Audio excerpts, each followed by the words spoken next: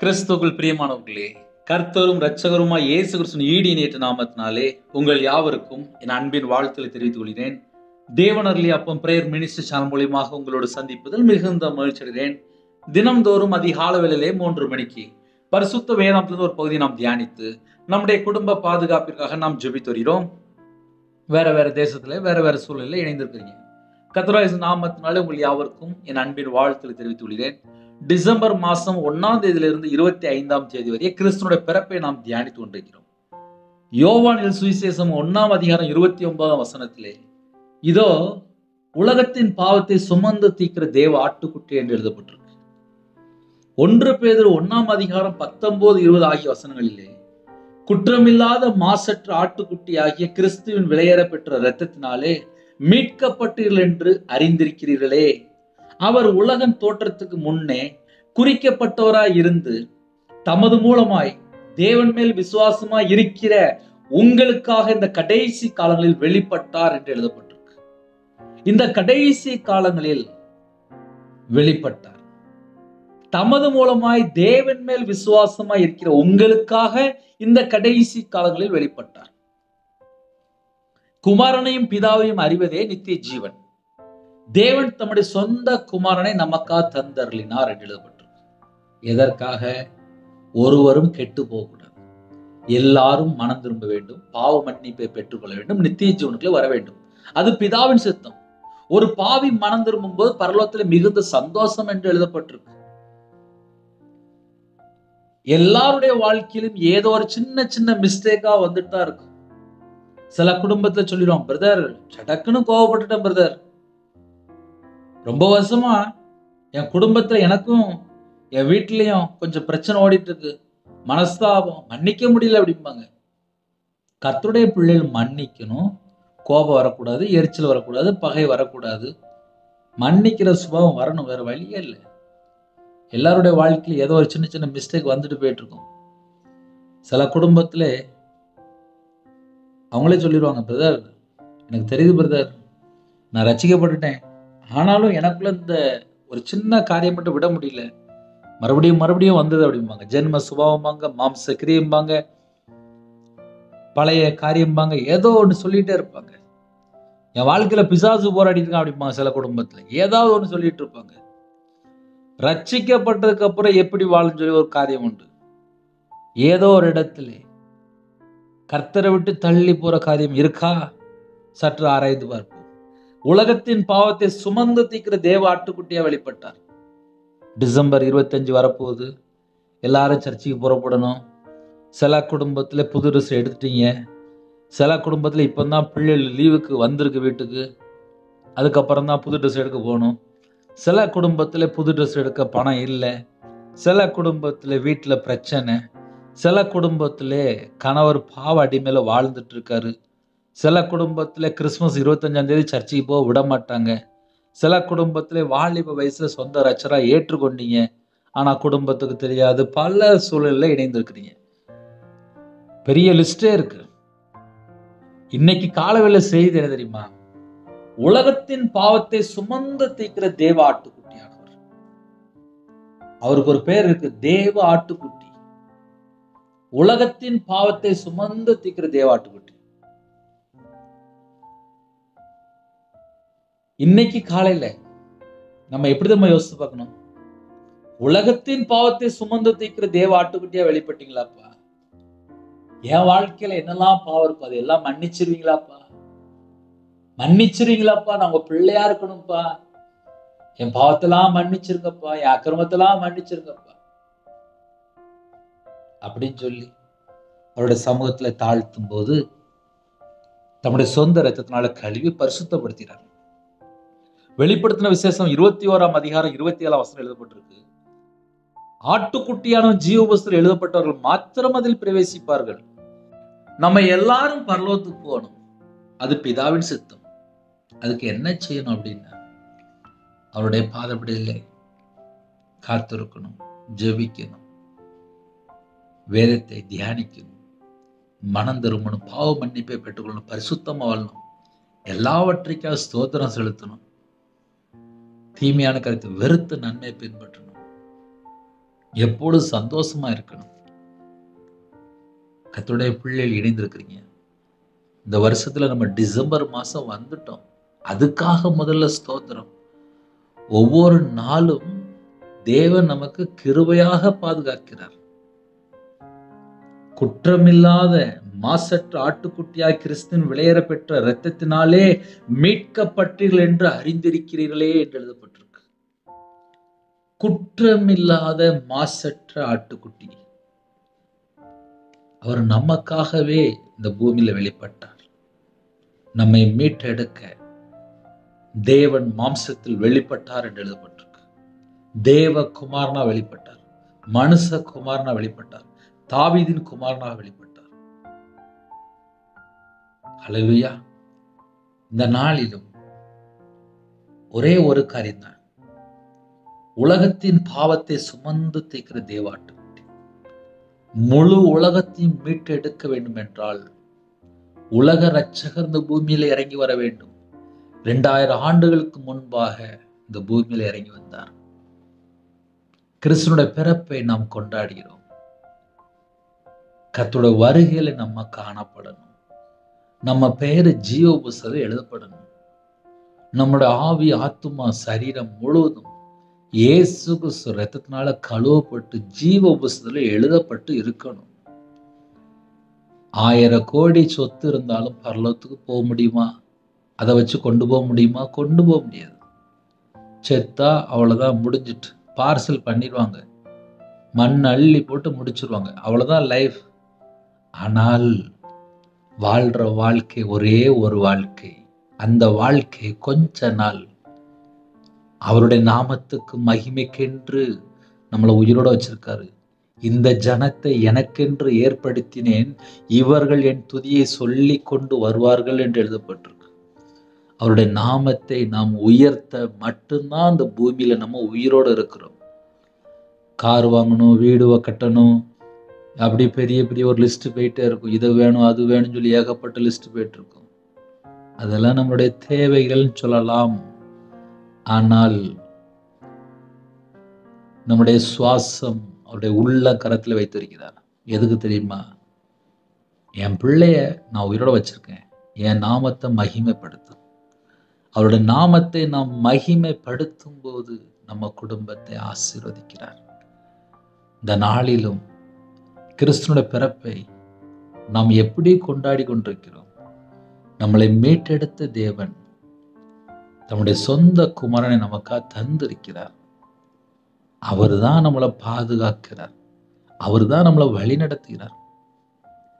நம்ம உயிரோடு இருக்கிறதே அதிசயம். இந்த கொரோனாவுக்கு அப்புறம் ஒவ்வொரு நாள் உயிரோடு இருக்கிறதே அதிசயம், அற்புதம் தான். கொரோனா நேரத்தில் எத்தனை குடும்பத்தில் எத்தனை நாட்டுக்குள்ளே மரணம், அதெல்லாம் கொஞ்சம் யோசித்து பார்த்தாச்சுன்னா ஆட்டோமேட்டிக்காக பயமே வந்துடும். எங்கள் வீட்டில் 2 பேர் இறந்து போயிட்டாங்க கொரோனா நேரத்தில். அதில் எங்கள் அம்மா ஒரு ஆள். இவ்வளோதான் ஒரு மனுஷனுடைய வாழ்க்கை. எத்தனை குடும்பத்தில் கண்ணீர் வடிச்சிருப்பாங்க. அதுக்கப்புறம் நம்ம இத்தனை நாள் வாழ்ந்துருக்கிறோமே, இதெல்லாம் கிருபையின் காலம்தான். இந்த கிருபையின் காலத்திலே நம்ம கர்த்தருக்காக ஏதாவது கொஞ்சமாவது செஞ்சோமா? டிசம்பர் மாசம் வந்துட்டு நிறைய குடும்பத்துல வீட்டுல ஸ்டார் தொங்கிட்டு இருப்பாங்க, கலர் கலரா பல்ப் போடுவாங்க. என் இதயத்துக்குள்ள இயேசு இருக்கும்போது தான் என் வாழ்க்கை வெளிச்சம். நிறைய குடும்பத்திலே வீட்டுக்கு வெளியில பார்த்தா அழகா ஸ்டார் தொங்கிட்டு இருக்கும், அழகா கலர் கலரா பல்பு தொங்கிட்டு இருக்கும். ஆனால் சில இடத்துல, சில குடும்பத்துல, வீட்டுல கணவர் பார்த்தா ரட்சிக்கப்படாம இருப்பாங்க, பிள்ளைகள் பார்த்தா ரட்சிக்கப்படாம இருப்பாங்க, செல்போன்ல பார்த்தா மூழ்கி போய் கிடப்பாங்க. வாழ்க்கை பார்த்தா சில குடும்பத்திலே இருளான ஒரு வாழ்க்கையா இருக்கும். இன்னும் கூட கொஞ்சம் நம்ம ஆழமா சொல்லணும் அப்படின்னா ரட்சிக்கப்படாத ஒரு வாழ்க்கையா இருக்கும். அந்த ரங்கத்துல சில பாவத்தோடு வாழ்ந்துட்டு இருப்பாங்க. இவங்களுக்கும் தேவனுக்கும் தொடர்பு இருக்காது. உலகத்தின் பாவத்தை சுமந்து தீர்க்கிற தேவ ஆட்டுக்குட்டியா வெளிப்பட்டார். நம்ம இதயத்துக்குள்ள இயேசு இருக்கும்போது நம்ம வாழ்க்கையில ஒரு வித்தியாசம், நம்ம வாழ்க்கை ஒரு வெளிச்சம், நம்ம வாழ்க்கை பிரைட்டா இருக்கணும். என்னுடைய வாழ்க்கையிலே நான் கையில் பைபிள் எடுத்து வாசிக்க ஆரம்பிச்சதுக்கு அப்புறம் தான் தெரிஞ்சுது நான் எவ்வளோ பெரிய ஒரு பாவி என்பதை. இந்த பாவியை தம்முடைய சொந்த இரத்தத்தினால கழுவி பரிசுத்தப்படுத்துகிறார் என்பதை வேதத்தை வாசித்து நல்லா புரிஞ்சுக்கிட்டேன். எல்லாரும் பாவம் செய்து ஏகமாய் கெட்டு போனார்கள் என்று எழுதப்பட்டிருக்கு. கெட்டு போன ஜனங்களை மீட்டெடுக்க தேவன் தம்முடைய சொந்த குமாரனை நமக்காக தந்தருளினார். அவரை நாம் சொந்த இரட்சகராய் ஏற்றுக்கொள்ளும் போதுதான் நம்ம வாழ்க்கையிலே ரட்சிக்கப்பட்ட அனுபவம். நம்முடைய பாவத்தை நாம் அறிக்கை இடும்போது, நான் இப்படிலாம் பாவம் பண்ணிட்டேன்ப்பா, என்கிட்ட இப்படிலாம் மிஸ்டேக் இருக்குப்பா, என்கிட்ட இத்தனை காரியம் இருக்குப்பா, என்கிட்ட இவ்வளவு குறை இருக்குப்பா, இதெல்லாம் மன்னிச்சிருவீங்களா, இதெல்லாம் மன்னிச்சிருவீங்களா அப்படின்னு சொல்லும்போது நம்முடைய பாவத்தை தம்முடைய சொந்த இரத்தத்தினால கழுவி நம்மளை மன்னிக்கிறார். மனம் திரும்புங்கள், பரலோக ராஜ்யம் சமீபமாய் இருக்கிறது என்றார். மனம் திரும்பும் போது நம்ம வாழ்க்கை ரட்சிக்கப்பட்ட அனுபவத்தில் வருகிறோம், விடுதலையாக்கப்பட்ட சந்ததியா இருக்கிறோம், ஆசீர்வதிக்கப்பட்ட சந்ததியா மாறுகிறோம், சமாதானத்தை தருகிறார், நம்ம குடும்பத்துக்குள்ள தீர்காயுசு தருகிறார், முடிவில் நித்திய ஜீவன்களை சேர்த்து கொள்கிறார். ஹல்லேலூயா. இந்த புதிய நாளுக்காக ஜெபிப்போமா? கண்களை மூடி நாம் ஜெபம் செய்வோம். கிருபை மகிமை நிறைந்த பரிசுத்தம் உள்ள நல்ல தகப்பனே, உம்மை நன்றியோடு துதிக்கிறோம், சொல்கிறோம்ப்பா. யாரெல்லாம் தாழ்த்துறோங்களோ இந்த அதிகால வேளையிலே என்னோட ஆவி, ஆத்துமா, சரீரம், சிந்தனை, நினைவு எல்லாம் உம்முடைய ஜீவனுக்கு அர்ப்பணிக்கிறோம்ப்பா. இந்த நாளை காண கிருபைக்கா நன்றி. இந்த டிசம்பர் மாசத்துல நாங்க வந்துட்டோம்ப்பா.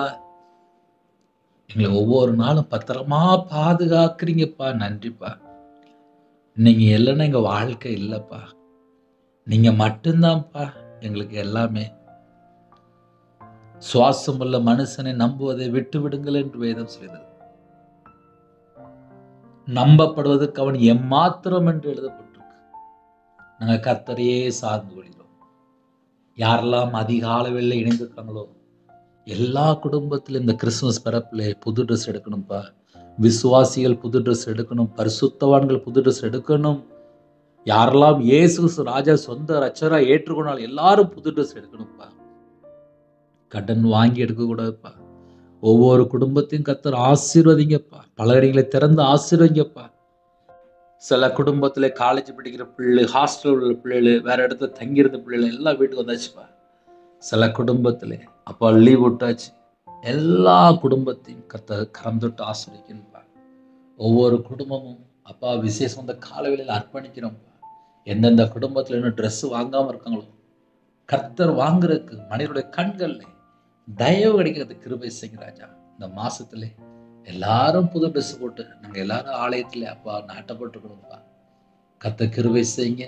மனம் திரும்பி பாவ மன்னிப்பை பெற்றுக்கொண்டு ரட்சிக்கப்பட்ட அந்த அனுபவத்துக்குள்ள வரணும்ப்பா. எங்களுக்காக தான்ப்பா நீங்க வெளிப்பட்டீங்க. இருளில் இருக்க ஜனங்கள் பெரிய வெளிச்சத்தை கண்டார்கள் என்று எழுதப்பட்டிருப்பா.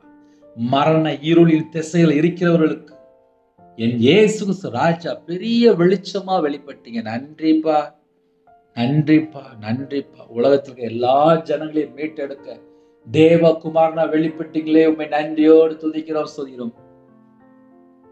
அப்பா உம்முடைய ஜீவனுக்குள்ள எங்களை தாழ்த்திரோம்ப்பா. எங்களுக்காக தான்ப்பா நீங்க வெளிப்பட்டீங்க, எங்களுக்காக தான்ப்பா நீங்க வெளிப்பட்டீங்க. இந்த டிசம்பர் மாசத்துல கொண்டாடுறது எங்களுக்கு உயிர் பிச்சை போட்டீங்களே, நன்றிப்பா, நன்றிப்பா, நன்றிப்பா. எங்களை பரிசுத்தப்படுத்துங்கப்பா, எங்களை தகுதிப்படுத்துங்கப்பா. உங்க கிருபையினால் நிரப்புங்கப்பா, உங்க வல்லமையினால் நிரப்புங்கப்பா, உங்களுடைய பிரசன்னத்தினால மூடுங்கப்பா. ஜெபிக்கிற எல்லா குடும்பத்தையும் கர்த்தர் ஆசீர்வதிங்கப்பா. காலவேளையில யாரெல்லாம் வெளியில புறப்படுறாங்களோ எல்லா குடும்பத்துக்கும் அதோடைய பாதுகாப்பு தாங்கப்பா.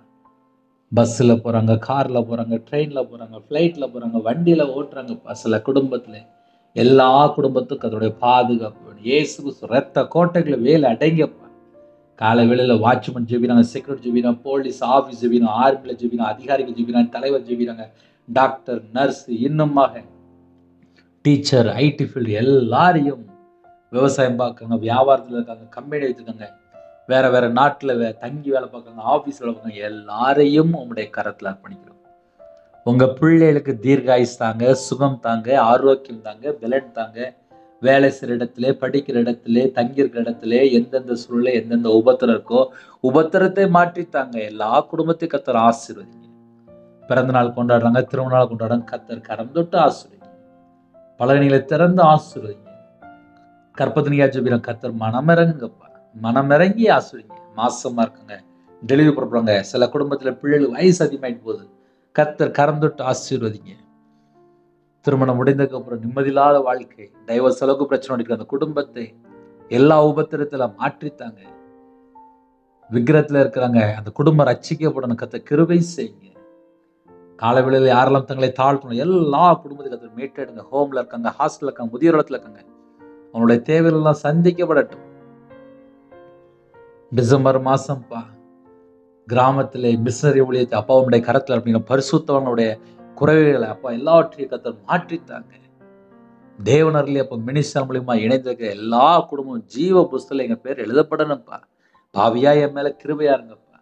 கேட்கிற ஒவ்வொரு குடும்பமும் ரட்சிக்கப்படணும், நாங்க எல்லாரும் பரலோகத்துல வரணும்ப்பா.